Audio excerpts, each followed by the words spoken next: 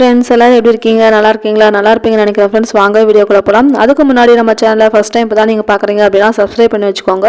கூடவே ஆளுங்கிற பட்டனையும் கிளிக் பண்ணி வச்சுக்கோங்க. அப்போ தான் நான் போகிற வீடியோஸ் உங்களுக்கு கொண்டு நோட்டிஃபிகேஷனாக வரும் ஃப்ரெண்ட்ஸ். சரி, வாங்க வீடியோக்குள்ள போகலாம். இன்றைக்கி என்ன வீடியோ பார்க்கலாம் அப்படின்னு பார்த்தீங்கன்னா, பஃப் ஸ்லீவ் வந்து வச்சு தைக்கலாங்க. அதுக்கு வந்து அளவு எப்படி மார்க் பண்ணலாம் அப்படின்றத பார்த்துடலாம். இப்போ வந்து பார்த்தீங்கன்னா ஸ்லீவோட லென்த்து வந்து எல்போ ஸ்லீவ் தான் கேட்டிருக்காங்க. நம்ம கொஞ்சம் லாங்காக தான் வைக்க போகிறோம். லென்த்தை வந்து மார்க் பண்ணிவிட்டு ஷோல்டருக்கு 1/2 இன்ச்சும் கீழே பார்டர் வந்து தனியாக வச்சு நம்ம தைக்க போகிறோம். அப்போ பார்டர் ஜாயிண்ட் வைக்கிறதுக்கு இதுக்கு ஒரு 1/2 இன்ச்சு, ஓகேவா? இந்த மாதிரி மார்க் பண்ணி நான் ஸ்லீவ் வந்து கட் பண்ணி எடுத்துருக்கேங்க. ஏன்னா உங்களுக்கு தெரியணும் இல்லைங்களா லைனிங் எப்படி கட் பண்ணியிருக்கோம் அப்படின்றத. பார்டர் வந்து தனியாக நம்ம வச்சு தைச்சிக்கலாம். இப்போது மெயின் கிளாத் வந்து எடுத்திருக்கேன். இதுவும் சைடில் ஜாயிண்ட்லாம் பண்ணி எடுத்து வச்சுருக்கேங்க. இப்போது இந்த ஸ்லீவை வந்து நம்ம கட் பண்ணி எடுத்துக்கலாம். 2 ஸ்லீவையும் ஒன்றா வச்சு நடு சென்டரில் வந்து கட் பண்ணி எடுத்துக்கோங்க. 2ஆ கட் பண்ணிவிட்டு மறக்காமல் ரைட் சைடு எது ராங் சைடு எது அப்படின்றத உங்களுக்கு புரிகிற மாதிரி நீங்கள் வந்து கட் பண்ணி எடுத்துக்கோங்க. இந்த பீஸ் வந்து பார்த்தீங்க அப்படின்னா சாரியிலிருந்து கட் பண்ணி எடுத்து வச்சுருக்கேங்க. நடு சென்டரில் வரும். ஸ்லீவுக்கு நடுவில் வந்து ஃப்ளீட் வச்சு தைக்க போகிறோம். அதுக்கு டிசைன் வச்சு தைக்கிறதுக்காக சாரியிலிருந்து நான் கட் பண்ணி எடுத்து வச்சுருக்கேன். உங்களோட ஸ்லீவோட லென்த்து நீளம் எவ்வளோ இருக்கோ அந்த மாதிரி பார்த்துக்கோங்க.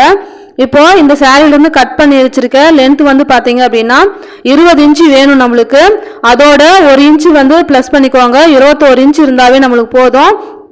நான் வந்து இதில் 21 இன்ச்சு இருக்குங்க. தையலுக்காக அந்த 1 இன்ச்சு, ஓகேவா? 21 இன்ச்சு இருக்கிற மாதிரி நீங்கள் சாரியிலிருந்து பீஸ் கட் பண்ணி எடுத்துக்கோங்க. ஏன்னா 2 ஸ்லீவுக்கும் இதிலே வந்துடும். இந்த பீஸில் தான் நம்ம வந்து இப்போது சுருக்கம் வச்சு தைக்க போகிறோம். ஸ்லீவுக்கு வந்து பஃப் வச்சு தைச்சிடலாம். இதை வந்து நான் 2ஆக கட் பண்ணி எடுத்துக்கிறேன். வீடியோ வந்து கொஞ்சம் லென்த்தாக தான் போகும். ஏன்னா ரொம்ப விரிவாக டீட்டெயில்டாக நான் வந்து சொல்லியிருக்கேங்க. ஸோ வீடியோவை ஸ்கிப் பண்ணாமல் முழுசாக வந்து பாருங்கள், உங்களுக்கு ரொம்ப யூஸ்ஃபுல்லாக இருக்கும். நான் 2ஆக கட் பண்ணி எடுத்துட்டு இதில் வந்து நடு சென்டர் பாயிண்ட் வந்து மார்க் பண்ணிக்கலாம். மேலேயும் மார்க் பண்ணிக்கோங்க. இந்த மாதிரி நாச்சஸ் வந்து போட்டுக்கோங்க.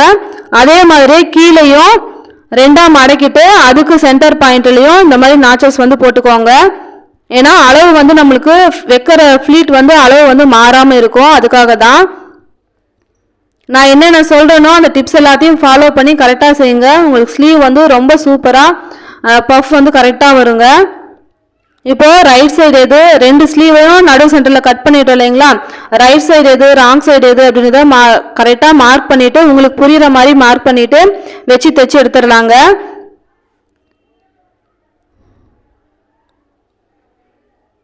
ஏன்னா 2 ஸ்லீவும் ஒரே மாதிரியே தைச்சிடக்கூடாது. அதுக்காக தான் மார்க் பண்ணிவிட்டு அதுக்கப்புறம் தைக்க ஆரம்பிங்க. லெஃப்ட் சைடு ஒரு ஹேண்டும் ரைட் சைடு ஒரு ஹேண்டும் தைக்கணும்.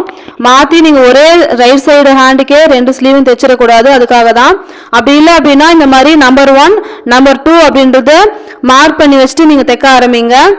இப்போ சாரியிலிருந்து கட் பண்ணியிருக்கோம் இல்லைங்களா? அந்த பீஸில் ரைட் சைடில் வந்து மேலே வச்சுக்கோங்க. பீஸை ரைட் சைடு மேலே வச்சுட்டு 2 சைடும் பீஸை வந்து நம்ம ஜாயின் பண்ணி எடுத்துக்கலாம். இந்த சைடு இருக்கிற பீஸை இந்த சைடு வந்து நம்ம 1/4 இன்ச்சு கேப்லேயே வந்து தையல் போட்டு எடுத்துக்கோங்க.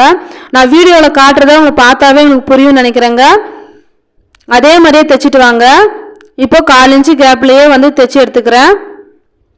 தைச்சிட்டு திருப்பிட்டு அந்த பீஸை திருப்பிட்டு படிமான தையல் வந்து ஒன்று போட்டுக்கலாம். அதே மாதிரியே தான் இந்த சைடு ஸ்லீவும் அந்த பீஸுக்கு மேலேயே மெயின் கிளாத்தை வச்சு இந்த மாதிரி 1/4 இன்ச்சு கேப்பில் தையல் போட்டுக்கோங்க.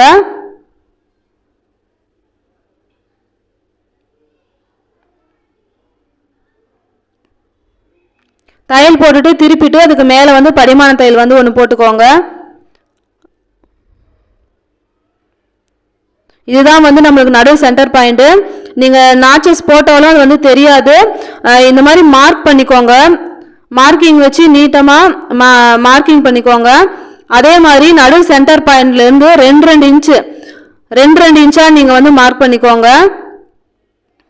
கரெக்டாக வருங்க ஃப்ளீட் எடுக்கிறதுக்கு. மொத்தம் வந்து 5 ஃப்ளீட் வந்து வரும். ஒரு சைடு ஒரு 5 ஃப்ளீட்டும் இன்னொரு சைடு 5 ஃப்ளீட்டும் வரும். மேலே எந்த மாதிரி 2 இன்ச்சு மார்க் பண்ணமோ அதே மாதிரி கீழ்ப்பக்கமும் 2 இன்ச்சு வந்து மார்க் பண்ணிக்கலாம். நடு சென்டர் வரைக்கும் 2 இன்ச்சு. அதுக்கப்புறம் இந்த சைடும் அதே மாதிரியே தான் நடு சென்டர்லேருந்து 2 இன்ச்சு வந்து மார்க் பண்ணிக்கோங்க. நடு சென்டர் வந்து தெரியணும் அப்படின்றதுக்காக நான் ஸ்கேலை வச்சு இந்த மாதிரி கோடு வந்து போட்டுக்கோங்க. இதுதான் நடு சென்டர் பாயிண்ட் அப்படின்றத. இந்த பக்கமும் அதே மாதிரி நாச்சஸ்க்கு இந்த பக்கமும் 2 இன்ச்சா வந்து நம்ம மார்க் பண்ணிக்கலாம்.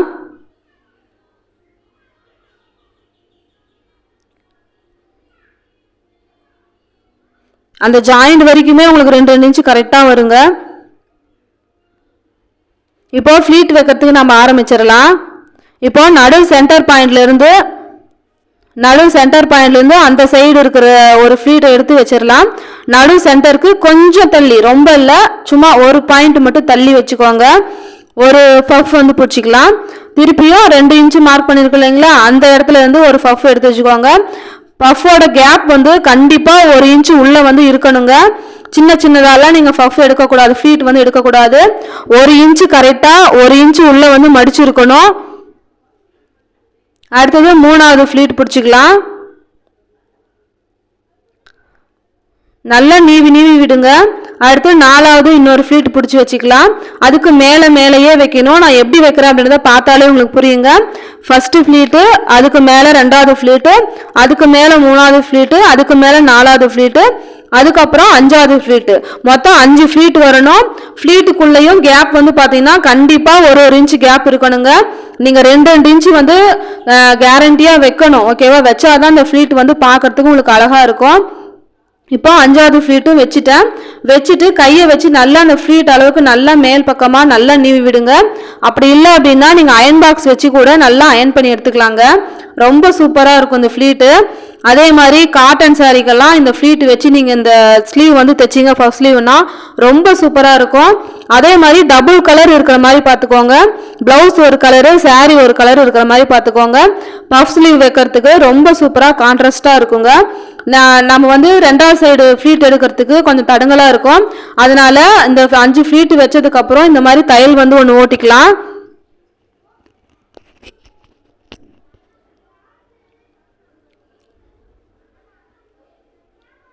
கொஞ்சம் உங்களுக்கு ஃப்ளீட் பிடிக்கிறது கஷ்டமாக இருந்ததுன்னா அயன் பாக்ஸ் வச்சு அயன் பண்ணிக்கோங்க, ரொம்ப ஈஸியாக இருக்கும்.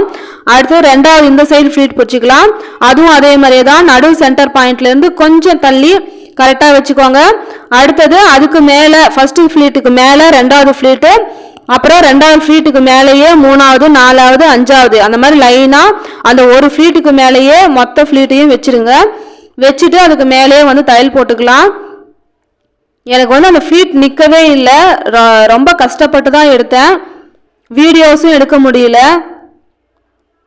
அதுவும் ப்ளவுஸ் வேறு அர்ஜென்ட்னு சொல்லியிருந்தாங்க. என்னால் முடிஞ்ச வரைக்கும் வீடியோ எடுத்து தான் நான் போட்டிருக்கேங்க. 5 ஃப்ளீட்டையும் மொத்தமாக வச்சு தையல் வந்து ஒன்று ஓட்டிக்கோங்க. அப்படி இல்லை அப்படின்னா உங்கள்கிட்ட ஊசி இருக்கும் இல்லைங்களா, எம்மிங் பண்ணுறோம் இல்லைங்களா, அந்த ஊசியை வச்சு கூட நீங்கள் பின் பண்ணிக்கோங்க. பின் பண்ணிவிட்டு அதுக்கப்புறம் நீங்கள் வந்து மிஷினில் வச்சு இந்த மாதிரி தையல் ஓட்டிக்கலாம். 5 ஃப்ளீட்டையும் ஒன்றா வச்சு இப்போ நான் தையல் போட்டுக்கிறேன். பிசுறு எல்லாத்தையும் கையோடவே கட் பண்ணி எடுத்துருங்க. அடுத்தது இந்த ஃப்ளீட் பிடிக்கும் போது பாருங்க, கவனமா கொஞ்சம் விரிச்சு வச்ச மாதிரி இருக்கணுங்க. நான் எப்படி சொல்றேன்னா வீடியோவில் பார்க்கும்போது உங்களுக்கு புரியும். ஒரு அயனிங் வந்து பண்ணி எடுத்துட்டு வந்துருங்க, ரொம்ப ஈஸியாக இருக்கும். ஃபர்ஸ்ட் ஃப்ளீட்டு, 2வது ஃப்ளீட்டு, 3வது, இந்த மாதிரி கொஞ்சம் 1/2 இன்ச் கேப் வச்சு நீங்கள் வந்து ஃப்ளீட்டை வந்து கீழே எந்த அளவு ஃப்ளீட் வச்சுருக்கீங்களோ அதே ஃப்ளீட்டையே மேலேயும் பிடிச்சி அதே வாட்டத்துலேயே 5 ஃப்ளீட்டு வைங்க. அதோட கேப் வந்து பார்த்தீங்கன்னா 1/2 இன்ச்சு வந்து கரெக்டாக இருக்கணும். ரொம்ப நல்லா இருக்குங்க இந்த ஃப்ளீட்டு.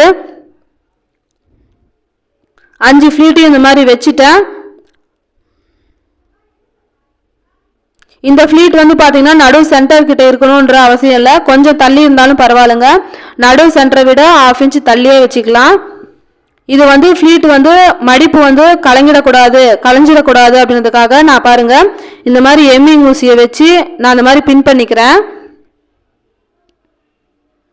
நீங்களும் இந்த மாதிரி பிகினஸாக இருக்கீங்க அப்படின்னா இந்த மாதிரி பின் பண்ணிட்டு நீங்கள் தைக்க ஆரம்பிங்க, ஃப்ளீட் பிடிக்க ஆரம்பிங்க, ரொம்ப நல்லா இருக்கும்.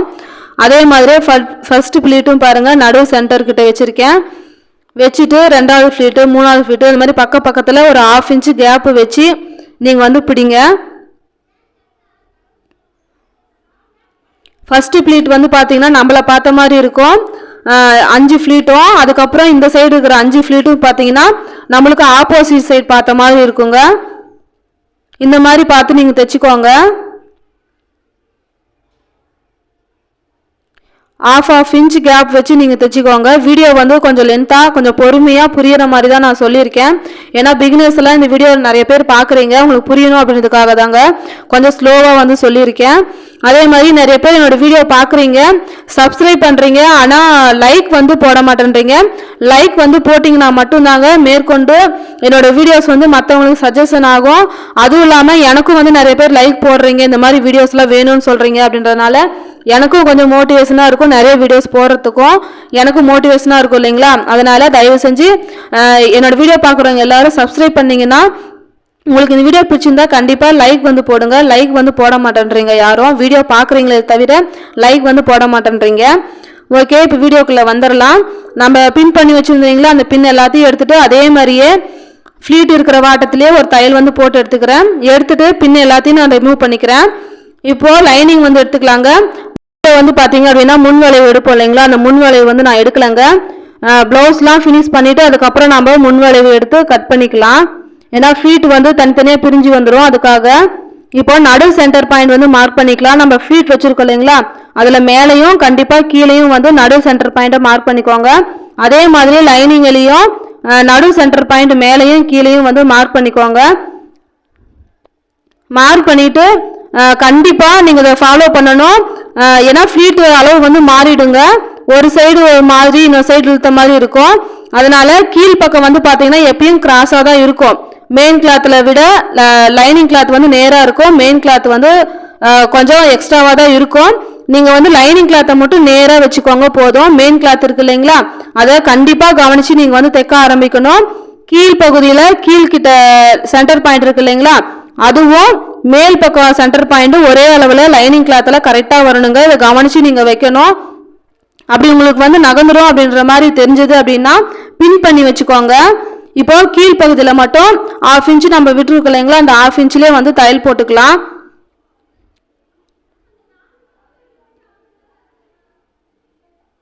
இப்போ நம்ம அடித்து திருப்ப போகிறது கிடையாது, வெறும் தையல் மட்டும்தான் வைக்க போகிறோம், தையல் மட்டும்தான் போட போகிறோம். மெயின் கிளாத் மேலே லைனிங் கிளாத்தை வச்சு நீங்கள் வந்து தையல் மட்டும் போட்டுக்கோங்க. மேல் சைடு அவுட்டர் லைன் ஃபுல்லாகவுமே ஒரு தையல் போட்டுக்கலாம்.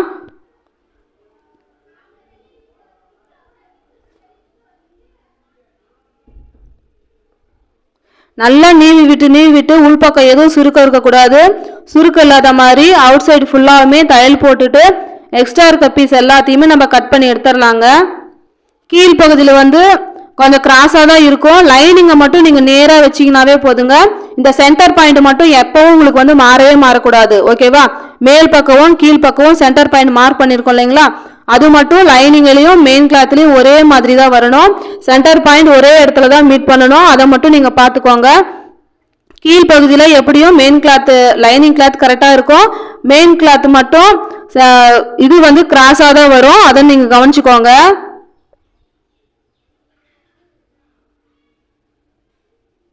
இப்போ எக்ஸ்ட்ரா இருக்க பீஸ் எல்லாம் கட் பண்ணி எடுத்துட்டோம், பின்னையும் ரிமூவ் பண்ணிடலாம். இதுக்கப்புறம் தான் நீங்கள் வந்து உள்வளைவு எடுத்து நீங்கள் கட் பண்ணி தைக்கணும். கீழே வந்து இப்போ ஸ்லீவ் கீழே பார்டர் வச்சு தைப்போம் இல்லைங்களா, ப்ளவுஸில் வந்து பார்டர் வந்துருந்துங்க, அதை வந்து நான் 2ஆக கட் பண்ணி எடுத்துக்கிறேன். கட் பண்ணி எடுத்துட்டு ஒரு ஸ்லீவுக்கு தைச்சிக்கலாம். பார்டரு கீழே லைனிங் வந்து வச்சு தைக்க போகிறோம். எக்ஸ்ட்ரா இருக்க பீஸ் எல்லாம் கட் பண்ணி எடுத்துடுறேன். இப்போ பார்டரில் வந்து நடு சென்டர் பாயிண்ட்டை மார்க் பண்ணிக்கோங்க. பார்டர்லையும் அதே மாதிரியே தாங்க, மேலே ½ இன்ச்சு கீழே ½ இன்ச்சு விட்டுட்டு தான் நான் கட் பண்ணி எடுத்திருக்கேன். இது வந்து ரைட் சைடு அப்படின்றத மார்க் பண்ணியிருக்கேன். ரைட் சைடு மேலே நல்ல பக்கத்துக்கு மேலே லைனிங்கை வச்சு அந்த ½ இன்ச்சு நம்ம விட்டுருக்கோம் இல்லைங்களா, அந்த ½ இன்ச்லேயே வந்து தையல் போட்டு எடுத்துக்கலாம். கீழ்ப்பக்கம் இந்த மாதிரி முறையில் நீங்கள் தைக்கும் போது வந்து பார்த்தீங்கன்னா பார்டர் வந்து பிசுறுன்றது உங்களுக்கு தெரியவே தெரியாது. ஸ்லீவில் உங்களுக்கு பிசுறு தெரியாது, மேல் உள்பக்கம் வந்து பிசுறே உங்களுக்கு தெரியாதுங்க. ரொம்ப சூப்பராக தைச்சிடலாம். இப்போ படிமான தையல் போட்டுட்டேன், கீழ்ப்பக்கமும் படிமான தையல் வந்து போட்டுக்கலாம். பார்டர் கிட்ட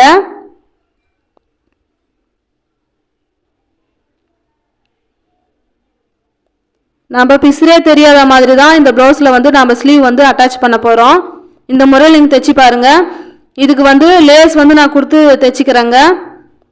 பார்டர் வந்து காப்பர் கலரு, அதனால் காப்பர் கலர் லேஸ் வந்து வச்சு நான் தைச்சிக்கிறேன்.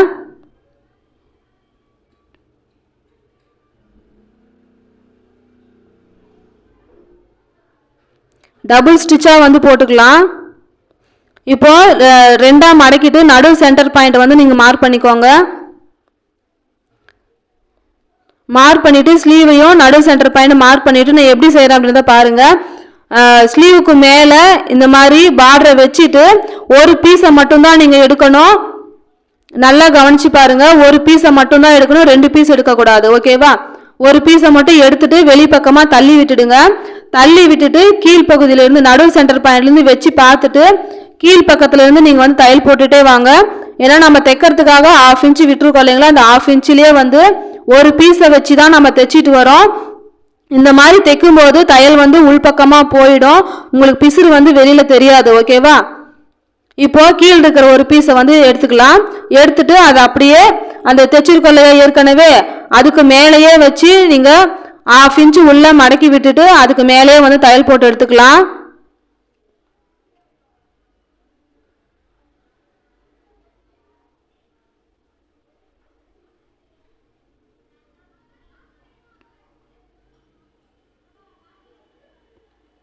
பார்டருக்கு மேலேயே நம்ம ஏற்கனவே தையல் போட்டிருக்கோம், அந்த தையலுக்கு மேலேயே தான் வரணுங்க இந்த தையல்.